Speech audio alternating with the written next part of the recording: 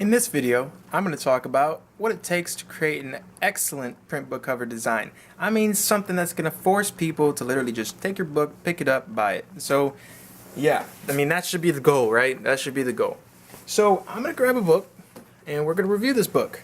Today's book we're going to review is called When Everyone Leads, Everyone Wins by Big Joe Stout. I designed this cover a while ago. But like I said, in today's video, we're going to talk about what makes eye-catching, excellent print book cover design.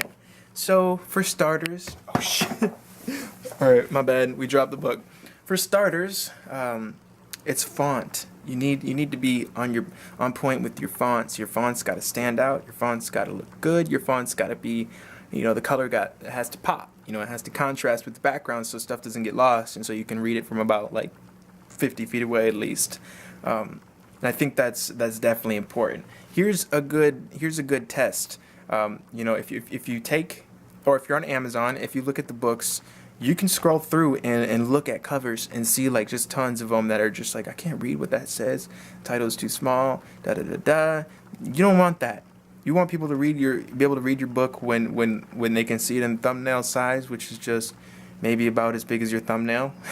I think that's why we probably called it thumbnail size. And you want people to be able to see your book when they're standing like far away from it at the bookstore, so that it's like super eye-catching. And then that's just like part of the process. Contrasting colors make it pop. And yeah, so on this cover we had a white background, and I don't know, I'm gonna focus on the cover, I guess. I'll try to be in the side of the video if you can see me. But on this cover we had a white background with a black and orange font, which actually turned out really nice. Now, if you can see, the author name is at the bottom, the title's at the top, and the subtitle is in the middle. And we used just a little bit of black and a little bit of orange. It didn't overdo it, because if you could see if I used all orange font on this cover, it would probably make the cover like, well, it would probably be less eye-catching, and it would probably be just you wouldn't be able to read certain things. You need to be able to read certain things, and I think black fonts definitely help pop on white backgrounds. So yeah, the style we did with this cover was title, subtitle, author name. Sometimes it's author name, title, subtitle, or sometimes we just we mix it around. The spine we did title and author name, and on the back we have a little blurb at the top, and then all these testimonials right here in the middle. Now you can set up your book or your print book however you want. I don't care what way you have it or what content you put on the back, because I've done tons of covers, and to be honest, each person has a different preference of what they want to put on the back cover as the content. Some people add pictures, some people add other stuff, some people like to keep it blank, which I don't recommend. I don't recommend that. That's kind of like, to me, that's just lazy. But yeah, so when you're creating a print book cover design, or when I'm creating a print book cover design, I always start with the front book cover, because just starting with the front, instead of just focusing on the whole design at once, I can focus on just one piece of it and then do that one piece right. So the front cover design is really important, and doing the front cover design, it leads off for the spine and the back. So like that's pretty self-explanatory. Once we finalize the front book cover design with my clients, or with the authors that I work with, that's when I then actually move on to the full print book cover design. Keep in mind that I don't even bother using the front, spine, and back template, or however. I don't use the full cover template when I start book covers. When I create the front cover, it's in an ebook form, which would be 1563 by 2500 pixels. Those are the dimensions I use for when I create an ebook cover. And then I take that and all the all the editable layered files, and I drag that over to, this is in Photoshop, and I know it doesn't make sense to explain it, but I'll just explain it anyway. I just take all that, drag it over to the print book cover file, then I can take that and go ahead and make the spine and make the back cover and do all the necessary tweaks that I need to do. So back to what makes an excellent looking book cover. You need a font that stands out.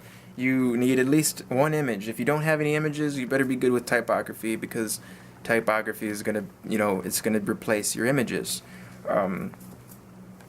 What also makes an eye-catching book cover is just having a good layout. Because if you, or we're not talking about just eye-catching book covers, we're talking about excellence. So what also makes a good book cover is just having a good layout. Which means when I say layout, so watch when I take this book cover and we show you the full effect. So when you take it and you look at it like this, even though it's kind of, I know it's not flat like it would be on the computer, but that's essentially the full layout. Now you need to have every single thing placed in its own area. Stuff can't all be, stacked on top of each other, overlapping, and all sorts of jacked up. You need, and to be professional, you need to have your margins on point. You need to have things centered where they need to be centered, right aligned where they need to be right aligned, justified when it needs to be justified, and just making sure that each part of the cover is in place. Now it may sound overwhelming, but what you really only have to do is just start with a piece at a time, and that's what I do. When I'm focused on the title, I'm just focused on the title. I'm not focused on anything else. I'm not focused on even the subtitle or the author name. I'm just working on the title. And then what I do from there is I take that, break it down, and move on to the next step, so that each step is reflecting the previous step. That way, by the end, we have a cover that is, what should I say? It flows. It looks, it all matches up. It all has the same kind of vibe and feel, or should I say, it has all one consistent theme. So I think that's probably a pretty important thing to keep in mind with your cover. Make sure the theme, all the elements, all the colors, everything matches, because if it doesn't, this is going to look cheesy, and you don't want cheesy. You want professional. You're an author, so you should have a professional cover if you've written a book, because if you don't have a professional cover, what does that say about your book? Like, exactly. So, exactly. So, yeah, another thing that makes an excellent print book cover. Make sure your final page count is your final page count, because if you mess up your final page count and you tell your designer, hey, my book's 130 pages, and it just happens to be like 150, obviously you're not going to be able to get it published. Or vice versa, if your book is 150 pages and the template is for 100 pages, stuff's not going to fit, So when I know the page count, which I ask on my book cover design order form, when somebody's ordering from me, I'm like, what? How many pages is your book? And sometimes they don't know, and that's fine. I get to it later, because like I said, I start with the front cover. But when you do know your page count, and you go ahead and forward that to the designer, that's what's actually going to make the spine width. That's what's going to make everything come together. It's just a number, right? It's just a number of pages, but people are often, you can mess it up. Don't get me wrong. You could try to estimate it, but you don't want to estimate pages, because it needs to be exact. Because when things are exact, that means the printed product is going to look exactly how it looks when it's on the computer, and that's what we want for every single cover, that's what I want for every single cover that I do. Because I want stuff to look, I want it to flow, I want it to look right, I want it to work. So yeah, an excellent print cover is really just a combination of just doing some art, right? I try to not make it look like, or make it feel like work, because I like doing this. I like creating book covers and designing and just being able to work on things like that.